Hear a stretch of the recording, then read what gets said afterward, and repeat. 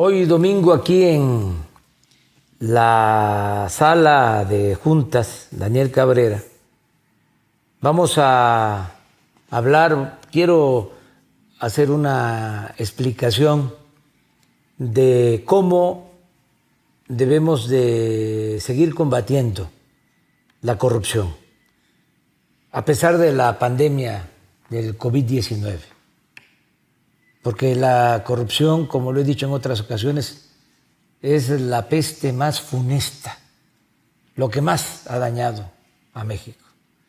Entonces, tenemos que seguir atendiendo la pandemia del COVID-19, pero no dejar de lado el que desterremos de México la corrupción. Vamos a resolver las dos cosas. Les diría que casi al mismo tiempo. Vamos a que se vaya apagando, se vaya bajando la pandemia del coronavirus que tanto daño nos está causando, tanto dolor, tanto sufrimiento para los que han perdido a familiares, y tenemos que seguir con las medidas que se están tomando, actuando con mucha responsabilidad para enfrentar esa pandemia. Y al mismo tiempo seguir combatiendo la corrupción, la peste de la corrupción. Hay quienes no han asimilado, no han internalizado el daño que causa la corrupción a México. Yo desde hace muchos años he sostenido que es el principal problema de nuestro país. Es lo que más ha dañado, es lo que ha dado al traste con todo. Es la causa principal de la desigualdad social, de la desigualdad económica. Por la corrupción hay pobreza, por la corrupción hay esta monstruosa desigualdad económica y social que estamos padeciendo. Por la corrupción se desató la inseguridad y la violencia.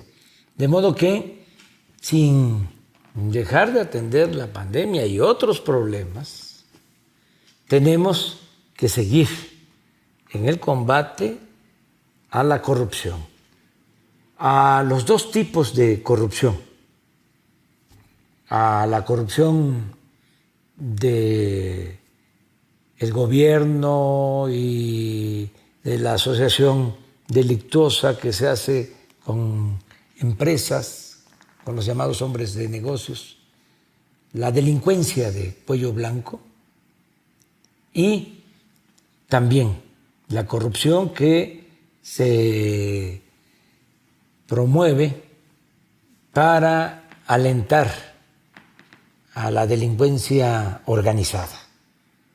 Delincuencia de cuello blanco y delincuencia organizada. En el caso de la delincuencia de cuello blanco hay dos asuntos relevantes en estos días. El caso del señor Lozoya, que fue director de Pemex, que está como testigo colaborador y va a informar de cómo se entregaron sobornos para comprar la planta de fertilizantes a Altos Hornos de México. Se le compró esta planta, el gobierno le compró esta planta. Decía yo hace unos días que cuando les conviene son privatizadores y también cuando les conviene son estatistas, o sea, cambian de chaqueta. La verdad que lo que son, podríamos decir, son unos reverendos corruptos. Entonces, compran esta planta que estaba convertida en chatarra, pagan más de $200 millones de sobreprecio. Esto se lleva a cabo en el gobierno anterior. Pero también este señor Lozoya tiene que ver con la entrega de contratos a Odebrecht. Esto se dio en el gobierno de Felipe Calderón. Les entregaron contratos también muy buenos, contratos jugosos para Odebrecht, contratos leoninos, es decir, donde el particular saca provecho y pierde la hacienda pública, pierde la nación. En este caso se construyó una planta de etileno en Coatzacoalcos, les dieron el permiso, pero no solo eso, les vendieron gas de Pemex a 30% menos de su valor, y además, si Pemex no entrega el gas puntualmente, tiene que pagarles multas. Imagínense ese tipo de convenios, ese tipo de contratos, subsidios. Por eso hablo de que son muy hipócritas, porque cuando se instauró el neoliberalismo se satanizó los subsidios, se dejó sin apoyo al campo precisamente porque no había que dar subsidios, cuando en otros países los productores reciben subsidios de sus gobiernos, pero aquí dijeron no al subsidio. Sin embargo, en este caso y en otros, pues entregaron subsidio. El caso más emblemático de subsidio es el del FOBAPROA, el de convertir las deudas privadas de unos cuantos en deuda pública. Imagínense el subsidio que se le da a un grupo, a una minoría. Bueno, en el caso de esta planta de Odebrecht se da ese subsidio, pero no solo eso, se les permite que reciban crédito de la banca de desarrollo, Nacional Financiera, el Banco de Comercio Exterior, que son bancos públicos, le entregan créditos a Odebrecht. A cambio, los de Odebrecht entregan soborno a funcionarios. Todo esto al amparo del poder público. Llegaron a hacer una reunión del Consejo de Administración de Odebrecht en Los Pinos, con la presencia de Felipe Calderón. Bueno, eso está ahora ventilándose porque uno de los actores principales, el señor Lozoya, para que se le bajen las penas, que se le quiten penas, castigos, está dispuesto a hablar. También va a decir cómo sobornaron a legisladores para que aprobaran, levantaran el dedo, levantaran la mano, ya no, ahora es todo electrónico, y aprobaran la llamada reforma energética, cómo le entregaban dinero a senadores para que aprobaran la reforma energética, que es lo mismo, un buen negocio para particulares, un mal negocio para la nación. Menos producción petrolera, menos generación de energía eléctrica, aumento en los precios de las gasolinas, aumento en los precios de la energía eléctrica y canasteo para los particulares. Entonces, esa corrupción se tiene que terminar. Otro tema también de corrupción es el caso de la extradición de el que fue gobernador de Chihuahua, César Duarte. Se sabe que tiene muchas propiedades en México y en Estados Unidos. Este es un asunto también importante porque el dinero pues se sustrae de la hacienda pública, sea presupuesto estatal o federal. El presupuesto es dinero del pueblo. Entonces, estos bienes que se adquieren con corrupción deben de regresar a la hacienda pública, deben de regresar al pueblo. Nosotros vamos a solicitar a Estados Unidos, ya lo estamos haciendo, que se recuperen bienes mal habidos, bienes que pertenecen a México.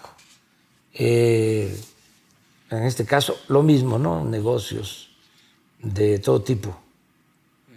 Quedó endeudado el estado de Chihuahua. Me tocó ir con el actual gobernador, Corral, a ver un hospital que habían inaugurado, pero era nada más la fachada, como escenografía. Cortaron hasta el listón y pasando la fachada, obra negra. Y ahí está el hospital. Tenemos el compromiso de que lo vamos a construir. No puedo decir a terminar porque es casi empezar de cero, porque lo que dejaron fueron nada más los cimientos, la obra negra. Falta muchísimo, pero bueno, se tiene que terminar ese hospital y está este caso de Duarte. Esto por lo que tiene que ver con la delincuencia de cuello blanco, que implica a partidos, implica a gobiernos municipales, estatales, a autoridades federales, desde luego a hombres de negocios, a la iniciativa privada. Esto se está combatiendo. Ya no se tolera, no se permite la corrupción en México. Y por otro lado está el caso de la delincuencia organizada, de cómo para que existan estos grupos, los carteles que se dedican al narcotráfico y a cometer otros ilícitos, pues se da el contubernio con las autoridades. No había frontera, no había una línea divisoria. Se vendían las plazas.